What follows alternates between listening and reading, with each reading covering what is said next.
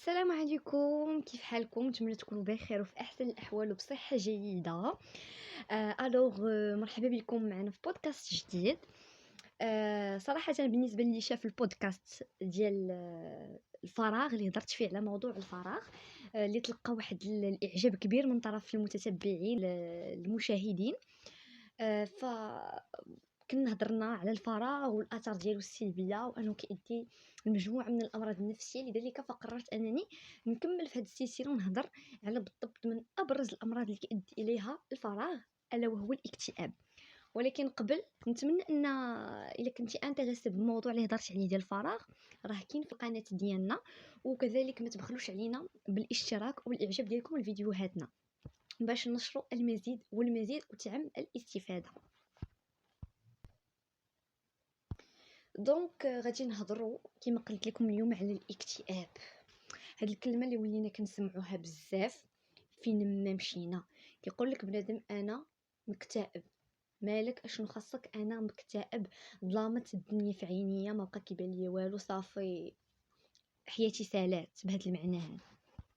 يعني والمشكل هنا اننا هاد الكلمه ديال الاكتئاب ولات منتشره في المجتمع وما بين كبير وصغير. يعني كتمشي عند واحد الشاب في عمر الزهور، باقي صغير، باقي يعني يلاه قال بسم الله في الحياه كما كنقولوا، باقي يلاه غيبدا خطوه في المستقبل ديالو، غيشوف يعني الحياه ديالو كيفاش غيخطط ليها. كتجي عنده كتلقاه محطم، محبط، كما كنقولوا مستسلم، كيقول لك انا كنعيش في اكتئاب. ربما الاغلبيه ما كيعرفوش معنى الاكتئاب، ولكن هاد الكلمه ولات دارجه بزاف. يعني مع السوشيال ميديا الناس ولات كتسمع الهضره ولاو كيسمعوا على الامراض النفسيه ولا كيدويو على الاكتئاب. يعني كنلقاو ان الناس ما عندهم حتى شي علاقه بالاكتئاب كيقول لك انا مكتئب. كاينين الناس اللي بزاف كيعانيو من امراض نفسيه اخرى، ولكن حنا كنعرفوا مرض واحد كيقول لك راه فيه الاكتئاب. يعني وهذا هو الخطا الشائع. لذلك فاش كيكون عندنا شي فرد اللي كيبان لينا بداو واحد الاعراض، فكناخذوه عند مختص نفسي اللي هو اللي كيحدد لنا المرض. ماشي بالضروره يكون اكتئاب، كاين امراض عده اخرى كثيره الله ينجينا وينجيكم منها. دونك ما معنى الاكتئاب؟ الاكتئاب كيعني ان الشخص كان عايش عادي، كي كيمارس الانشطه اليوميه ديالو بشكل عادي، سواء الدراسه سواء الخدمه، سواء عندنا يعني مراه اللي هي ربات بيت عندها وليداتها. انسان عنده واحد الروتين يومي ديالو، غادي في الطريق ديالو، عنده عائلته بطبيعه الحال، كيواجه صعوبات ومشاكل يوميه. اللي هذا الشيء ما كاين حتى شي انسان في الدنيا اللي ما كيواجهش مشاكل في النهار ديالو، في الحياه ديالو، لا بد. فديك المشاكل كتحاول انك تتجاوزها وكتخطاها وكتحاول انك تتعامل معها كشي حاجه عاديه. كاينين الناس اللي كيوصلوا لواحد المرحله انهم ما كيبقاش عندهم القوه باش يواجهوا الحياه. يعني سواء اي مشكله جات، سواء في قرايته، في خدمته، مع عائلته، واي مشكل اي عقبه لقاها ما كيبقاش قادر، ما بقاتش عنده القوه ديك الانرجي باش انه يتجاوز واحد المشكل. يعني اي مشكل جا قدامه كيبقى مكتف وكيشوف فيه، وهذا هو يعني ما كيبقاش يزيد خطوه لقدام في حياته، بحال حياته كتوقف، كيفشل، ما كتبقاش عنده القوه، ونقدروا نقولوا ما بقاش عنده داك الامل. يعني واحد الانسان اللي نقدروا نقولوا الانسان المكتئب هو اللي واجه في حياته ربما مشاكل بزاف، ولا مشاكل اللي صعب من مشاكل ديال الناس الاخرين. كلنا عندنا مشاكل في حياتنا، ولكن هذه المشاكل كتبدل من شخص لاخر. كاين اللي غادي يتجاوزها ويدوز، كاين اللي لا، واحد المشكل كيأثر فيه وكيأثر على النفسيه ديالو وكيمرضو. هادشي عاوتاني باختلاف القوه النفسيه ديال كل شخص فينا. كتقدر نحط جوج ديال بيرسون، جوج الناس ياك، ونديرو قدامهم نفس المشكل. كاين واحد، يعني كنقول لكم جوج الناس مختلفين ولكن نفس المشكل بدرجه الصعوبه ديالو، بدرجه التمشكيله ديالو، بهاد العباره بين قوسين. وغادي واحد غادي يحاول انه يفكر وغيحاول انه يلقى شي حل وشي وسيله باش يتجاوز داك المشكل وباش يحل داك المشكل. وحتى الا ما حلوش غيحاول انه يتعايش معاه وما يبقاش يعني داير معاه بالو، ويحاول يكمل الحياه ديالو عادي بحال غير كما كنقولوا سحابه ودازت. كاين اللي لا، غيشوف داك المشكل غيبقى يفكر، ما غيلقاش ليه الحل، غيبقى يقول ناري صافي، غيوقف، ما غيبقاش مثلا قادر يدير شي حاجه في حياته، غادي ينهزم قدام داك المشكل وغادي يستسلم، وهنا غادي يمرض وغيبقى يعيش معاه داك المشكل حياته كلها. يعني هنا شنو هو الاختلاف؟ الاختلاف هو ان واحد عنده قوه تحمل، عنده الصبر، يعني كيحاول يفكر بواحد الحكمه وبواحد الصبر فاش كيواجهو شي مشكل، ما كيمشيش ياخذها في قلبه وكردها لقلبه، عنده يعني نفسيته قويه كيحاول يواجه اي حاجه جاتو، وعنده واحد القوه ديال التحمل. الشخص الاخر نفسيته ضعيفه، امام اي حاجه كتبرزطو كيبدا يفكر، كينهزم صافي، كتبان ليه الدنيا ظلامت عليه، الدنيا وقفات صافي. وهنا هذا الشخص هو اللي كيتصاب بالاكتئاب. يعني اش كيدير؟ صافي كيقول انا سالات حياتي، صافي عايش غير في المشاكل، حياتي وقفات. اش كيبدا يدير؟ كينعزل، كيبعد على الناس، كيحاول انه يبعد على اي واحد كيعرفو، كيبغي يبقى منفرد مع راسو مع دوك الافكار الوسواسيه اللي كتجيه، وكيبقى يفكر وكياكل في صحته والصحه ديالو كتضيع. وهنا ما كيبقاش عنده طموح، ما كيبقاش عنده امل. كتمشي عنده كتقولي شنو هدفك في الحياه، شنو هو الحلم ديالك، شنو الخطط لي بلون اللي باغي دير؟ يقول لك انا ما باغي والو من هاد الحياه، صافي عييت، ما بقى كيبان لي حتى شي حاجه، حياتي سالات بهذا المعنى. هذا انسان اللي مكتئب، اللي فقد الامل، اللي فقد لذة الحياه.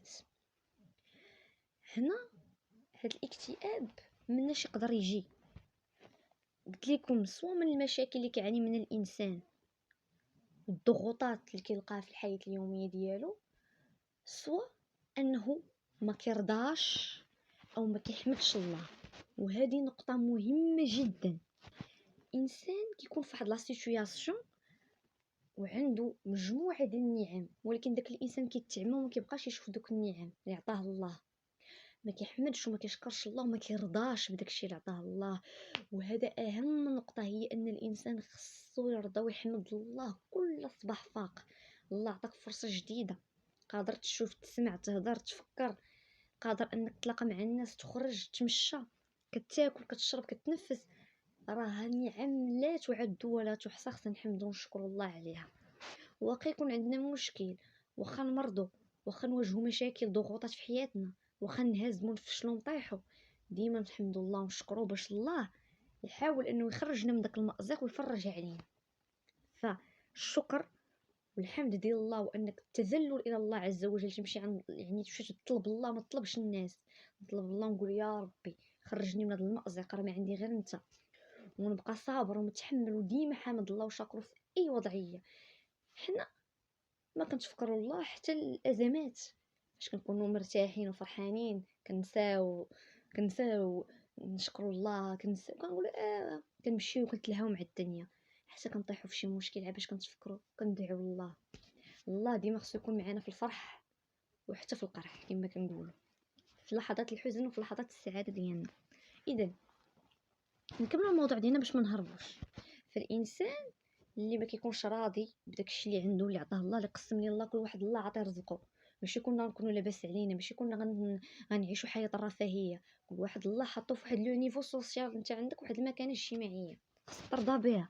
الله بغاها لك وما تعرفش من القدام الله يوصلك لشي حاجه اللي ما كنتيش كتنتظرها. فهنا الانسان كيحاول انه ما عرفت فين باغي يوصل، ما كيبقاش يرضى، كيقول شوف هذا شوف هذا، كيبقى يقارن راسو مع الاخرين. هنا النفسيه ديالو كتضرر، علاش هذا واصل، علاش هذاك مسافر، علاش هذاك عنده الفلوس، علاش هذاك عنده فيلا، علاش انا ما عنديش، علاش انا ما عنديش فلوس. وكيبقى ديك علاش علاش علاش علاش علاش، ما كيبقاش يرضى، كيكره حياته، دوك النعم اللي كانوا عنده كيمشيو، حتى دوك ابسط الحوايج اللي كانوا كيفرحوه ما كيبقاوش. وهنا شنو كيفاش كيدخل في اكتئاب. والاغلبيه ديال هذا الاكتئاب اللي جا، وخاصه ملي كنفسروا عند الشباب اللي في السن الصغير، هو السوشيال ميديا. كيدخل كيلقى دري مثلا، واحد الدري عنده 19 عام، شاب باقي صغير 19 سنه، كيدخل حتى هو كيكون كيقلب في السوشيال ميديا، كيلقى دري عنده 19 سنه راكب على طوموبيله، عنده دار، مسافر، راه في المالديف، راه في الامارات، راه هنايا، راه هنا في المدينه الفلانيه. كيقول لك او انت كيفاش هذا قدي وصل لهذا الشيء كامل؟ علاش انا لا؟ علاش انا فقير؟ علاش انا باقي ما نقدرش نخرج؟ ما عنديش فلوس حتى باش نمشي نشط طوبيس، ما عنديش فلوس حتى باش نشري حلوى، ما عنديش. لا علاش؟ والدي ما عاونونيش، ما عطاونيش، المجتمع، الدوله، وكيبدا يدخل في واحد الدوامه كبيره اللي للاسف ما كيخرجش من ناحيه هو باقي ما واعيش وما عارفش ديك النعمه اللي يعيش فيها. لهذا خص الوالدين ديما يفكروا ولادهم، وديما في هذه المرحله هذه الا كان هذاك وصل لهذا الله عطاه ديك المرحله. واخا انت قدك في العمر، ماشي حيت واحد قدك في العمر خاصك تكون بحالو. شوف كل واحد الله فين خلقه، وكل واحد الله رزقه اللي عطاه. انت مثلا هو في 19 سنه دار داكشي اللي بغى، اللي كيحلم به. انت مثلا الله مكتب عليك توصل مثلا 25 سنه 30 سنه حتى انت تولي عندك دارك وطوموبيل وتسافر. يعني الانسان يصبر على رزقه، رزقك اللي عندك ومكتبوا لك الله راه جاي في الطريق. ما جاش اليوم يجي غدا يجي بعدو. ما نبقاش انايا نهرس راسي ونمرض في راسي ونمشي نكتئب ونوقف. هني الا كتئبتي راك قطعتي رزقك. لا، ما جاش اليوم نتفائل ونقول بسم الله ونحمد الله ونشكر ونكمل. هادشي كله غيعاوني باش نكمل حياتي وفي سعاده وفي هناء وراحه البال. وراه المشاكل ما كيخطاو حد، والمشاكل ما كيساليوش، وتخلقنا حنا باش نختبروا امام هاد المشاكل والمصاعب. الدنيا ماشي ديال الفرحه، وماشي ديال انني نبقى سعيد فيها ديما. ضروري لحظات الحزن، لحظات الشقاء، والعبد المؤمن راه ديما كيبتليه الله. دونك ناخذوا عبره ونستافدوا من هاد الناس اللي كنشوفوهم دابا مرض ومكتئبين وكيمشيو عند اطباء نفسيين وداك الشيء، ناخذ منهم العبره. علاش نوصل راسي لهاد الحاله؟ نعيش كل نهار برزقو، نحمد الله ونشكره وندير مجهودي، والله كون اكيد غيعوضك وغيعطيك قد نيتك وغيوصلك لداكشي اللي كتمنى. الله راه ما كينساش العبد ديالو، دير هذه ديما في بالك. نتمنى يكون عجبك الموضوع، بارطاجيه مع عائلتك مع صحابك. انا كنظن هذا الموضوع راه مهم يسمعوا اي واحد، فتفاعلوا معنا وكنشكركم. ومن فضلكم يعني فضلا تشاركوا معنا في القناه اللي كنتو جداد اول مره، اقترحوا علينا اي موضوع في التعاليق بغينا نهضروا عليه. شكرا لكم، مع السلامه.